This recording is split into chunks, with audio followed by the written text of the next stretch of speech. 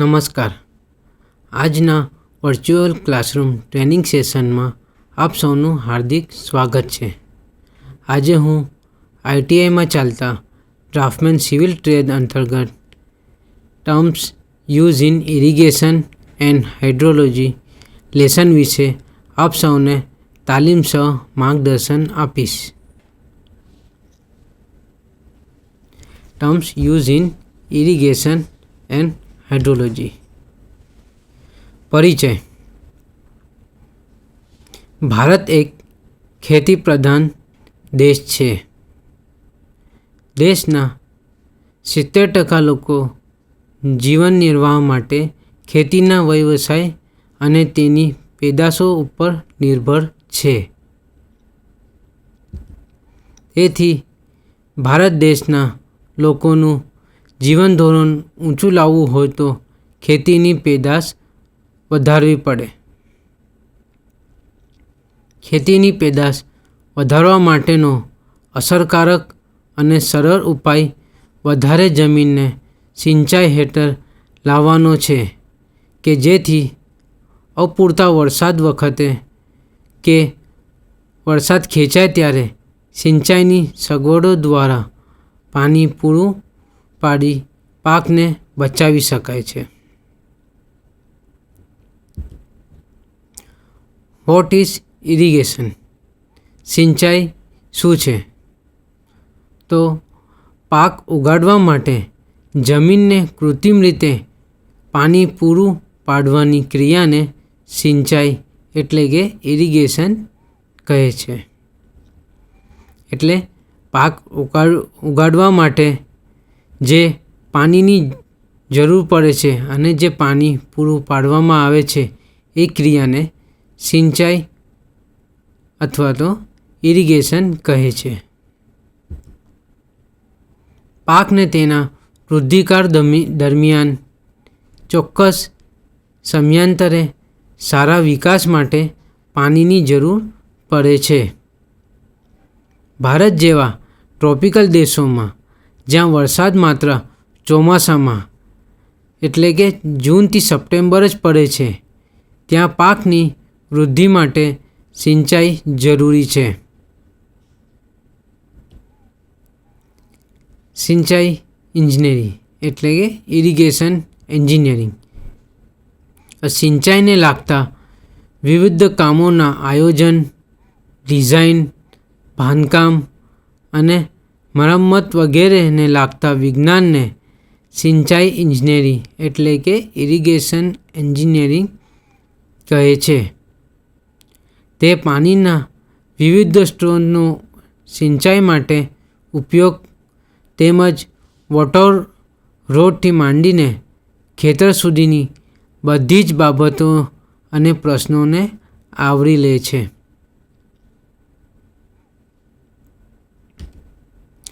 તેમાં નીચેની બાબતોનો સમાવેશ થાય છે. ડેમ અને જળાશયનું બાંધકામ,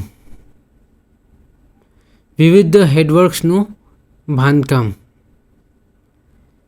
જલગ્રસિત વિસ્તારમાં ડ્રેનેજ, કેનાલનું બાંધકામ, રિવર કંટ્રોલ, હાઇડ્રોપાવર ઉત્પાદન વગેરે આ બધી બાબતોનો સમાવેશ ઇરિગેશન એન્જિનિયરિંગમાં થાય છે.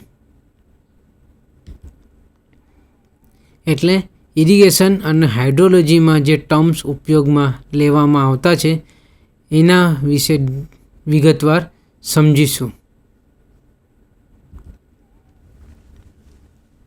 ડ્યુટી, જેને ડી તરીકે ઓળખવામાં આવે છે, પાણીના એકમ જથ્થાની સિંચાઈ કરવાની ક્ષમતાને ડ્યુટી કહે છે.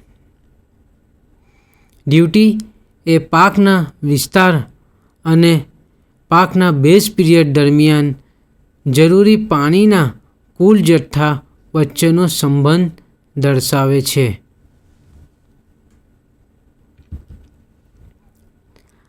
એટલે ડ્યુટીને એક ઉદાહરણ તરીકે સમજીશું. દાખલા તરીકે 5100 હેક્ટર વિસ્તારમાં સિંચાઈ માટે 3 ક્યુમેક્સ જેટલો પાણીનો પ્રવાહ જરૂરી છે. તો 1 ક્યુમેક્સ જેટલા પાણીના પ્રવાહથી 1700 હેક્ટર વિસ્તારમાં સિંચાઈ થઈ શકે છે. તેથી હેક્ટર પર ક્યુમેક્સ એ પાણીની ડ્યુટી કહેવાય. અહીં પાણીના એકમ તરીકે ક્યુમેક્સ લેવાય છે. 1 ક્યુમેક્સ બરાબર 1 મીટર ક્યુબ પર સેકન્ડ થાય છે. ડેલ્ટા પાકને પકવવા માટે તેના જીવનકાળ દરમિયાન આપવામાં આવતી પાણીની કુલ ઊંડાઈને પાકનો ડેલ્ટા કહે છે. તે સેન્ટીમીટર કે મીટરમાં મપાય છે. પાકને તેના જીવનકાળ દરમિયાન અમુક અંતરે પાણી આપવામાં આવે છે. દરેક વોટરિંગ વખતે જમીનના પ્રકાર અને પાકના પ્રકારને ધ્યાનમાં રાખી 5 થી 10 સેન્ટીમીટર જેટલું પાણી આપવામાં આવે છે. એટલે જમીનના પ્રકાર અને પાકનો પ્રકારને ધ્યાનમાં રાખીને 5 થી 10 સેન્ટીમીટર જેટલું પાણી આપવામાં આવે છે. પાકને પકવવા માટે જુદા જુદા પાણ દરમિયાન આપેલી પાણીની કુલ ઊંડાઈને પાકનો ડેલ્ટા કહેવાય છે. આને ઉદાહરણ તરીકે સમજીશું. દાખલા તરીકે ઘઉંના પાકને પકવવા માટે જીવનકાળ દરમિયાન કુલ 6 પાણ એટલે કે 6 વોટરિંગ આપવા પડે છે. દરેક પાણ વખતે પાણીની ઊંડાઈ 8 સેન્ટીમીટર છે. એટલે કે 6 વખત ઘઉંના પાકને પાણી આપવું પડે છે અને દરેક વખતે પાણીની ઊંડાઈ 8 સેન્ટીમીટર હોય છે. તો ડેલ્ટા બરાબર 6 ગુણ્યા 8 એટલે 6 વાર વોટરિંગ કર્યું એ ગુણ્યા 8 સેન્ટીમીટર એટલે 48 સેન્ટીમીટર થાય. એને મીટરમાં લખીએ તો 0.48 મીટર આ ઘઉંના પાકનો ડેલ્ટા થાય છે.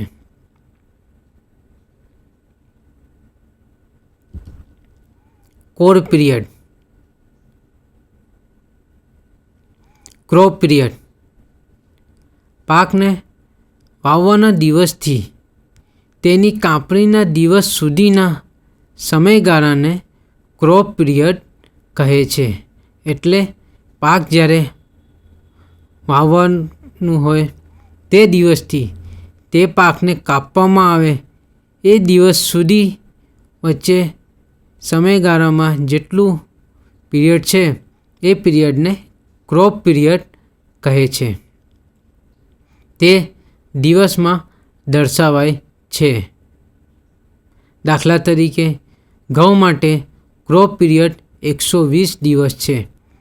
એટલે કે ઘઉંનો પાક વાવીએ ત્યારથી એની કાપણી કરીએ ત્યાં સુધી એને 120 દિવસ લાગે છે. એ એનો ક્રોપ પીરિયડ થાય છે. બેઝ પીરિયડ પાકની રોપણી કરતાં પહેલાં જમીન તૈયાર કરવા માટે આપેલ પ્રથમ વોટરિંગના દિવસથી માંડીને પાકની કાપણી પહેલાં આપેલા છેલ્લા વોટરિંગ સુધીના સમયગાળાને બેઝ પીરિયડ કહે છે. એટલે બેઝ પીરિયડ શું છે? તો પ્રથમ વોટરિંગ પાકને આપવામાં આવે ત્યારથી પાકની કાપણી થાય ત્યાં સુધી છેલ્લા વોટરિંગ સુધીના સમયગાળાને બેઝ પીરિયડ કહે છે. બેઝ પીરિયડ ક્રોપ પીરિયડ કરતાં થોડા દિવસ ટૂંકો હોય છે. જે પાકનો ક્રોપ પીરિયડ હોય એનાથી બેઝ પીરિયડ થોડા દિવસ ટૂંકો હોય છે. Core period.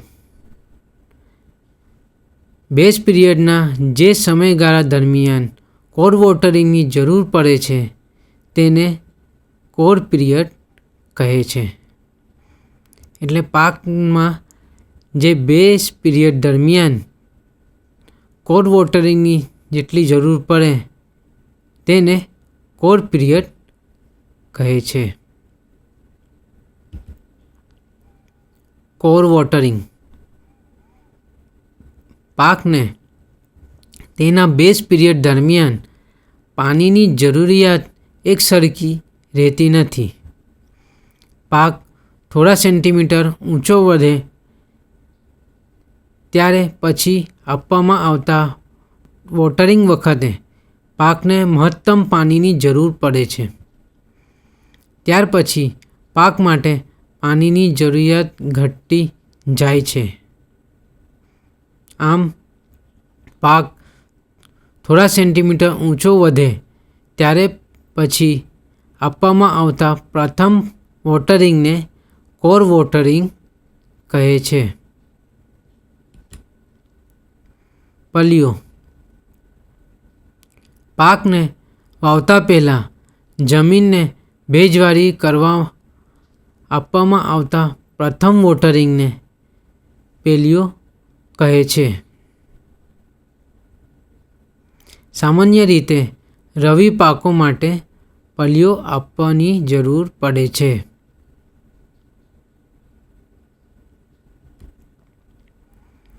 કુલ સિંચાઈ ક્ષેત્ર ગ્રોસ કમાન્ડ એરિયા. કેનાલની આસપાસનો વિસ્તાર કે જેને સિંચાઈ માટે કેનાલનું પાણી સામાન્ય ખર્ચે આપી શકાય તેમ હોય તેવા વિસ્તારને કુલ સિંચાઈ ક્ષેત્ર એટલે કે ગ્રોસ કમાન્ડ એરિયા કહે છે. તેને ટૂંકમાં GCA તરીકે પણ ઓળખવામાં આવે છે. એટલે ગ્રોસ કમાન્ડ એરિયાની અંદર જે કેનાલની આસપાસનો વિસ્તાર છે જેમાં સિંચાઈ માટે કેનાલની પાણીની જરૂર હોય અને સામાન્ય ખર્ચે આપી શકાય તેમ હોય તેવા વિસ્તારને કુલ સિંચાઈ ક્ષેત્ર કહે છે. એટલે ગ્રોસ કમાન્ડ એરિયા કહેવાય છે. ખેડાઉ સિંચાઈ ક્ષેત્ર એટલે કલ્ચરેબલ કમાન્ડ એરિયા. કુલ સિંચાઈ ક્ષેત્રમાંથી બિનખેડાઉ જમીન જેવી કે ઉજ્જડ જમીન, આરક્ષિત જમીન, તળાવો, રસ્તાઓ, ગામડા, નદી, જંગલો વગેરેનો વિસ્તાર બાદ કરવાથી મળતી ખેતીલાયક જમીનના ક્ષેત્રફળને ખેડાઉ સિંચાઈ ક્ષેત્ર એટલે કે કલ્ચરેબલ કમાન્ડ એરિયા કહે છે. તેને ટૂંકમાં CCA તરીકે પણ ઓળખવામાં આવે છે. એટલે જે કુલ સિંચાઈ ક્ષેત્ર છે એમાંથી બિનખેડાઉ જમીન જેવી કે ઉજ્જડ જમીન હોય, આરક્ષિત જમીન હોય, તળાવો, રસ્તાઓ, નદી, ગામડા, જંગલો એવી બધી જમીનને બાદ કરતાં જે ખેતીલાયક જમીન હોય એ ક્ષેત્રફળને ખેડાઉ સિંચાઈ ક્ષેત્ર એટલે કે કલ્ચરેબલ કમાન્ડ એરિયા કહેવામાં આવે છે. સિંચાઈની તીવ્રતા ઇન્ટેન્સિટી ઓફ ઇરિગેશન. એક વર્ષમાં ખેડાઉ સિંચાઈ ક્ષેત્રના જેટલા ટકા ભાગમાં સિંચાઈ કરવામાં આવે તેને સિંચાઈની તીવ્રતા કહે છે. એટલે કે ઇન્ટેન્સિટી ઓફ ઇરિગેશન કહે છે. એટલે એક વર્ષમાં સિંચાઈ ક્ષેત્રના જેટલા ટકા ભાગમાં સિંચાઈ કરવામાં આવતી હોય તેને સિંચાઈની તીવ્રતા કહે છે. હાઇડ્રોલોજી. હાઇડ્રોલોજી શબ્દ બે ગ્રીક શબ્દ પરથી આવ્યો છે. હાઇડોર એટલે કે પાણી અને લોગાસ એટલે કે વિજ્ઞાન. એટલે એ પાણીનું વિજ્ઞાન છે.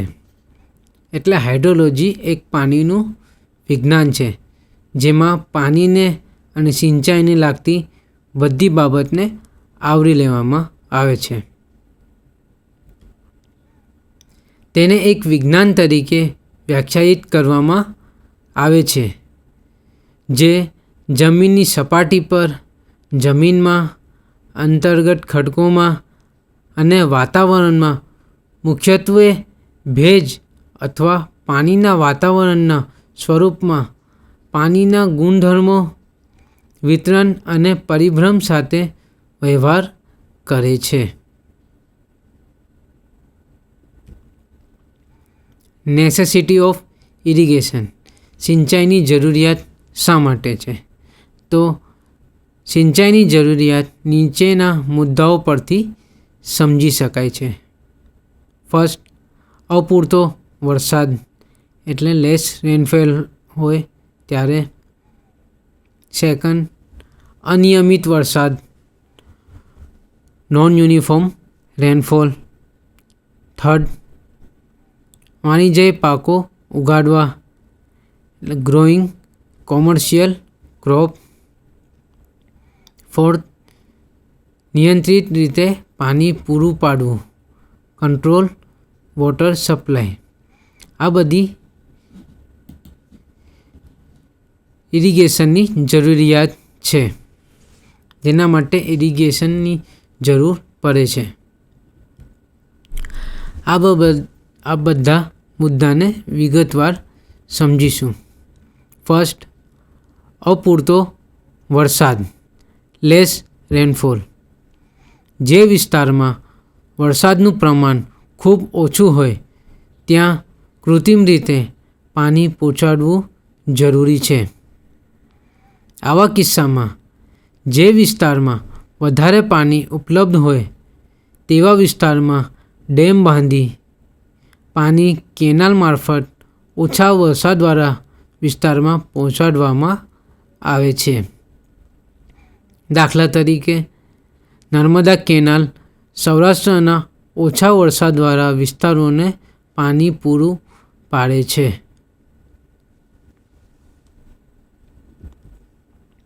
સેકન્ડ, અનિયમિત વરસાદ, નોન યુનિફોર્મ રેનફોલ. ભારતમાં ચોમાસાની પદ્ધતિ કુદરતી રીતે મૂંઝવતી રહે છે. કોઈક ચોક્કસ વિસ્તારમાં પાકના સમયગાળા એટલે કે ક્રોપ પીરિયડ દરમિયાન વરસાદ એકધારો યુનિફોર્મ હોતો નથી. ઘણીવાર પાકના શરૂઆતના સમયગાળામાં વરસાદ પૂરતો હોય છે, પરંતુ અંતિમ સમયગાળામાં વરસાદ બિલકુલ હોતો નથી. આ રીતે અનિયમિતતા હોય છે.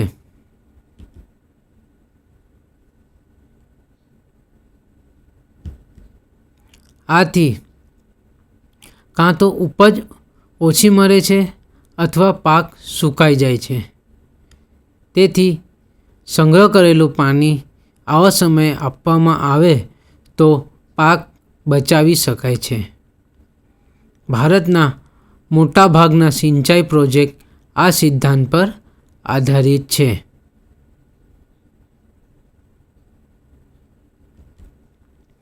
થર્ડ, વાણિજ્ય પાકો ઉગાડવા, ગ્રોઈંગ કોમર્શિયલ ક્રોપ્સ.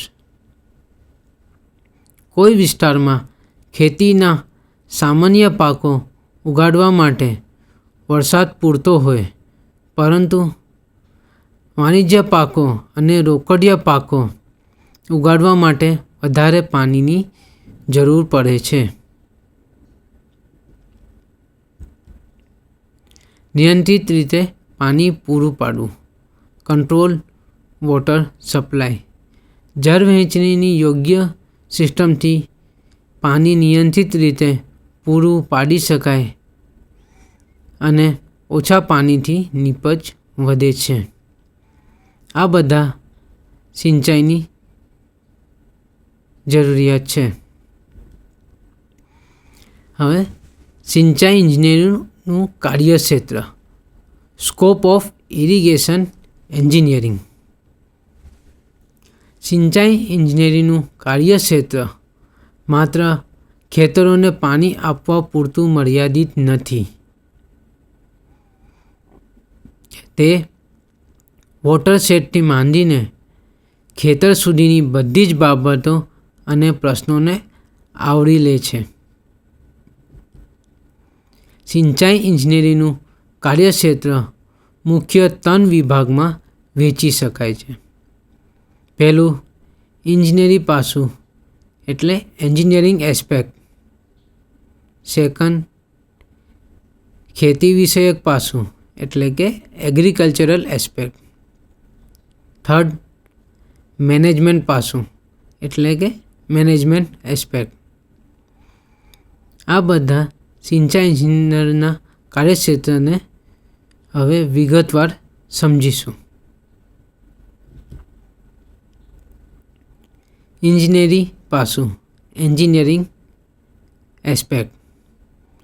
તેમાં સિંચાઈ માટે પાણીના સ્ત્રોતનો વિકાસ અને પાણીને સંગ્રહ સ્થાનથી ખેતર સુધી પહોંચાડવાની બાબતોનો સમાવેશ થાય છે. એટલે જે પાણી સંગ્રહ કરેલું છે એને ખેતર સુધી પહોંચાડવાનો બધી બાબતો એન્જિનિયરિંગ એસ્પેક્ટમાં સમાવેશ થાય છે. પાણીનો સંગ્રહ અને પાણીને વાળવું. સિંચાઈ માટે પાણીના સ્ત્રોતનો વિકાસ કરવો એ ઇરિગેશન પ્રોજેક્ટનું પ્રથમ પગથિયું છે. નદીમાંથી પાછી મેળવવા માટે મુખ્ય 2 રીત છે. પહેલું ડેમનું બાંધકામ કરવું અને બીજું વિયર બેરાજનું બાંધકામ કરવું. નદી આડે ડેમ બાંધવાથી તેની આગળ જળાશયની રચના થાય છે, જેમાં પાણીનો સંગ્રહ થાય છે. એટલે કે નદી આગળ જો ડેમ બાંધવામાં આવે તો રિઝર્વોયરમાં પાણીનો સંગ્રહ થાય છે. આ પાણીને કેનાલ વાટે સિંચાઈ માટે આપવામાં આવે છે. આ સંગ્રહ કરેલું પાણી કેનાલ દ્વારા સિંચાઈ માટે ઉપયોગમાં લેવામાં આવે છે. દાખલા તરીકે ગુજરાતમાં નર્મદા યોજના. આ યોજના હેઠળ જે પાણી સંગ્રહ કરેલું છે એને કેનાલ દ્વારા વિવિધ સિંચાઈના ઉપયોગ માટે લેવામાં આવે છે. બીજી રીતમાં પાણીનો સંગ્રહ કરવામાં આવતો નથી, પરંતુ નદીના પાણીને સીધું જ કેનાલમાં વાળવામાં આવે છે, જેના માટે નદી ઉપર વિયર અથવા બારાજ જેવા ડાયવર્ઝન વર્ક્સ બાંધવાની જરૂર પડે છે. દાખલા તરીકે સાબરમતી નદી પર આવેલો વાસણા બેરેજ. પાણીનું સ્થાનાંતર. જળાશયમાં સંગ્રહ થયેલ પાણી યોગ્ય ડિસ્ટ્રિબ્યુશન નેટવર્ક દ્વારા ખેતરો સુધી પહોંચાડવામાં આવે છે. મોટા પ્રોજેક્ટમાં આવું નેટવર્ક મુખ્ય canal, branch canal, major distributary, minor distributary, field ચેનલનું બનેલું હોય છે. ખેતી વિષયક પાસું એગ્રીકલ્ચરલ એસ્પેક્ટ. એગ્રીકલ્ચરલ એસ્પેક્ટમાં ખેતરોને સમયસર અને પદ્ધતિસર પાણી પૂરું પાડવાની બાબતોનો સમાવેશ થાય છે, જેમાં નીચેની બાબતો આવરી લેવામાં આવે છે. ફર્સ્ટ, ખેતરની જમીનનું યોગ્ય સમતલીકરણ કરવું. સેકન્ડ, જુદા જુદા પાક માટે જરૂરી પાણીની ઊંડાઈ. મેનેજમેન્ટ પાસું મેનેજમેન્ટ એસ્પેક્ટ. મેનેજમેન્ટ એસ્પેક્ટમાં ઇરિગેશન પ્રોજેક્ટનું સફળતાપૂર્વક અમલીકરણ અને અસરકારક મેનેજમેન્ટનો સમાવેશ થાય છે. આ એસ્પેક્ટમાં નીચેની બાબતોનો સમાવેશ થાય છે. ફર્સ્ટ, વિવિધ પ્રકારના ક્રોપનું આયોજન કરી ખેડૂતોને ટ્રેનિંગ આપવી. ખેડૂતોને ટ્રેનિંગ આપીને વિવિધ પ્રકારના ક્રોપ વિશે સમજાવવું.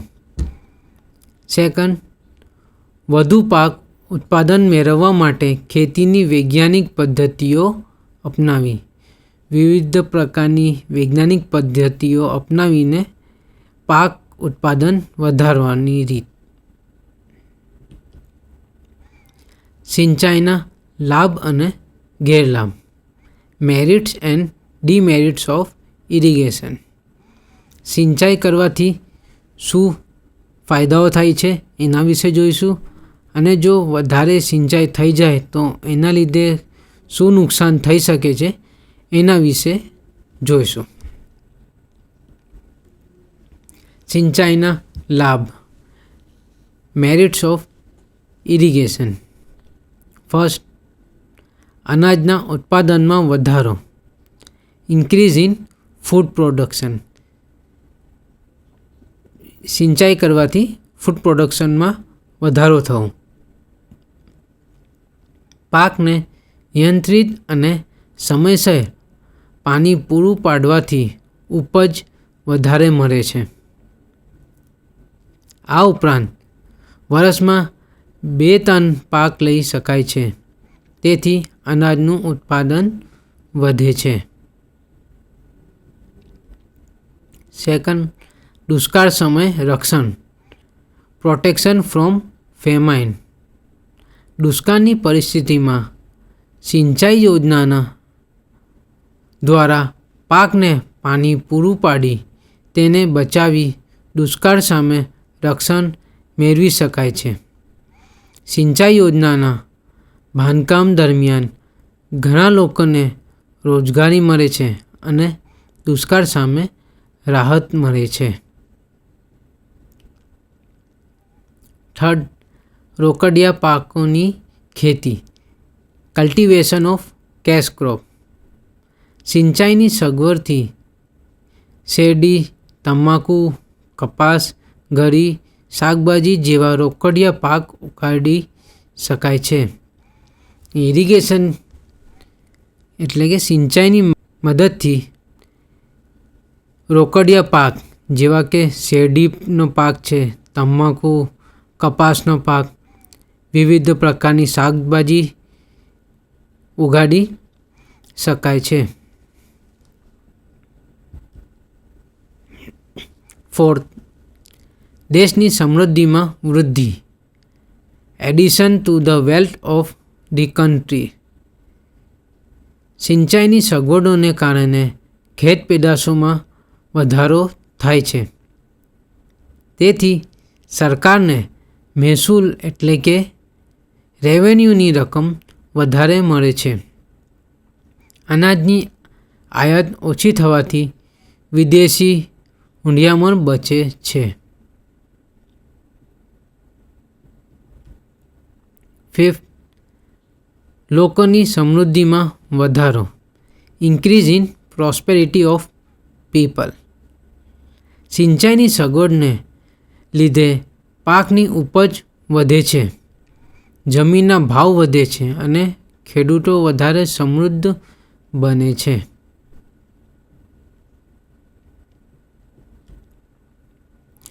જળવિદ્યુતનું ઉત્પાદન. Generation of hydro electric power. સિંચાઈ માટે બંધ બાંધી ઇરિગેશન એન્જિનિયરિંગ જળવિદ્યુતનું ઉત્પાદન કરી શકે છે. એટલે કે ઇરિગેશન માટે જે ડેમ બાંધવામાં આવેલું છે એ dam through hydro electric power ઉત્પન્ન કરી શકાય છે. આ ઉપરાંત કેનાલમાં પડતા ધોધ આગળ પણ હાઇડ્રો ઇલેક્ટ્રિક પાવર પેદા કરી શકાય છે. આ વીજળી સસ્તી અને પ્રદૂષણ મુક્ત હોય છે. 7. ઘર વપરાશ અને ઉદ્યોગો માટે પાણી પુરવઠો. Domestic and industrial water supply. સિંચાઈ માટે બાંધેલ જળાશયોમાંથી શહેરો અને ગામડાઓમાં પીવાનું પાણી તથા ઉદ્યોગો માટે પાણી પૂરું પાડી શકાય છે. અમદાવાદ શહેરને ધોરાઈ ડેમમાંથી, સુરતને ઉકાઈ ડેમમાંથી, રાજકોટને આજી ડેમમાંથી પાણી પૂરું પાડવામાં આવે છે. આ રીતે સિંચાઈ માટે બાંધેલો ડેમ શહેર અને ગામડાઓમાં પીવાનું પાણી પણ પૂરું પાડી શકે છે. 8. આંતરિક જળમાર્ગ ઇનલેન્ડ નેવિગેશન. મોટી સિંચાઈ કેનાલો આંતરિક જળમાર્ગો તરીકે ઉપયોગી છે. તે ખેતીની પેદાશો બજારો સુધી પહોંચાડવા માટે ઉપયોગમાં લઈ શકાય છે. 9. વાહન વ્યવહારની સગવડમાં સુધારો ઇમ્પ્રુવમેન્ટ ઓફ કોમ્યુનિકેશન. સિંચાઈની નહેરો સાથે તેમનું નિરીક્ષણ અને મરામત કરવા માટે નિરીક્ષણ રસ્તાઓ એટલે કે ઇન્સ્પેક્શન રોડ બાંધવામાં આવે છે. આ રસ્તાઓને પાક્કા બનાવી વાહન વ્યવહાર માટે ઉપયોગમાં લઈ શકાય છે. 10. વનીકરણ એફોરેસ્ટેશન. કેનાલના બંને કાંઠે ખેતરના શેડે વૃક્ષો ઉગાડવામાં આવે છે, જેથી દેશની લાકડાની સંપત્તિમાં વધારો થાય છે અને જમીનનું ધોવાણ અટકે છે. પર્યાવરણમાં સુધારો થાય છે. 11. ભૂગર્ભ જળમાં વધારો improvement in ground water storage. જે વિસ્તારમાં સિંચાઈની સગવડ હોય ત્યાં પાણીના સ્ત્રાવ એટલે કે સીપેજને કારણે ભૂજલ સ્તર એટલે કે ગ્રાઉન્ડ વોટર ટેબલ ઊંચું આવે છે, જે પાક માટે ફાયદાકારક છે. આમ આ બધા ઇરિગેશન કરવાના ફાયદાઓ છે. હવે જો વધારે સિંચાઈ કે ઇરિગેશન કરવામાં આવે તો એના ગેરલાભ પણ છે, એ જોઈશું. સિંચાઈના ગેરલાભ ડીમેરિટ્સ ઓર ઇલ ઇફેક્ટ ઓફ ઇરિગેશન. વધારે પડતી સિંચાઈ અથવા પાણીનો અવૈજ્ઞાનિક એટલે કે અનસાયન્ટિફિક ઉપયોગ કેટલીક ખરાબ અસરો પેદા કરે છે, જે નીચે મુજબ છે. ફર્સ્ટ, મચ્છરોની વૃદ્ધિ બ્રીડિંગ ઓફ મોસ્કિટોસ. પાણીના વધારે પડતા ઉપયોગથી અથવા કારણે નહેરની આસપાસના પાણીના ખાબોચિયા ભરાય છે. વાતાવરણમાં ભેજનું પ્રમાણ વધે છે અને ઉપદ્રવ થાય છે, તેથી મલેરિયા જેવા રોગો થાય છે. સેકન્ડ, જમીનનું જળગ્રસન વોટરલોગિંગ ઓફ લેન્ડ. જો વોટર ટેબલ ઊંચું હોય અને ખેતરમાં વધુ ઉપયોગ કરવામાં આવે તો જમીન જળગ્રસ્ત બને છે. થર્ડ, ભેજવાળું હવામાન ડેમ્પ ક્લાઇમેટ. સિંચાઈના કારણે ઠંડા અને ભેજવાળા વિસ્તારો વધારે ઠંડા અને ભેજવાળા બને છે. ફોર્થ, ખારાશમાં વૃદ્ધિ ઇન્ક્રીઝ ઇન સેલિનિટી. વધારે પડતી સિંચાઈને લીધે ભૂજલ સ્તર ઊંચું આવે છે, તેથી કેશાક્ષણથી પાણી જમીનની સપાટી ઉપર આવે છે. આ પાણીમાં ક્ષારો ઓળગેલા હોય છે. પાણીનું બાષ્પીભવન થતાં ક્ષારો પડતા રહે છે અને જમીનની ખારાશ વધે છે. 5th, પ્રદૂષણ પોલ્યુશન. સિંચાઈની સગવડ વધતા ખેડૂતો રાસાયણિક ખાતરોનો અને જંતુનાશકોનો વધારે ઉપયોગ કરે છે. રાસાયણિક ખાતરોના નાઇટ્રેટ ભૂમિજળમાં ભળે છે અને તેને પ્રદૂષિત કરે છે. આ પાણી કૂવામાં આવે છે અને તે પીવામાં વાપરવામાં આવે તો અનિયમિત એનેમિયા જેવા રોગો થાય છે. આમ વધારે પડતા સિંચાઈ કે ઇરિગેશન કરવાથી આ એના ઇલ ઇફેક્ટ છે, એના ગેરફાયદાઓ છે. Types of irrigation. સિંચાઈના પ્રકારો. ફર્સ્ટ, પ્રવાહ સિંચાઈ એટલે કે ફ્લો ઇરિગેશન. જ્યારે પાણી એવા લેવલે પ્રાપ્ત થતું હોય કે તેને ગુરુત્વ પ્રવાહ એટલે કે ગ્રેવિટી ફ્લો દ્વારા ખેતર સુધી પહોંચાડી શકાય તેને પ્રવાહ સિંચાઈ એટલે કે ફ્લો ઇરિગેશન કહે છે.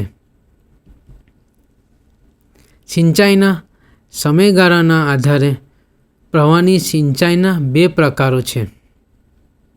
ફર્સ્ટ, બારમાસી સિંચાઈ એટલે કે પેરેનિયલ ઇરિગેશન. સેકન્ડ, રેલજર એટલે પૂર સિંચાઈ ઇનઅન્ડેશન ઇરિગેશન. સેકન્ડ, લિફ્ટ ઇરિગેશન અથવા વેલ ઇરિગેશન. જમીનમાં કૂવાઓ ખોદી ભૂજલને યાંત્રિક સાધનો એટલે કે પંપ વડે બહાર ખેંચી સિંચાઈ કરવામાં આવે તો તેને લિફ્ટ ઇરિગેશન અથવા કૂવા સિંચાઈ અથવા વેલ ઇરિગેશન કહે છે. દક્ષિણ ભારતમાં મોટા ભાગની સિંચાઈ આ પ્રકારની થાય છે.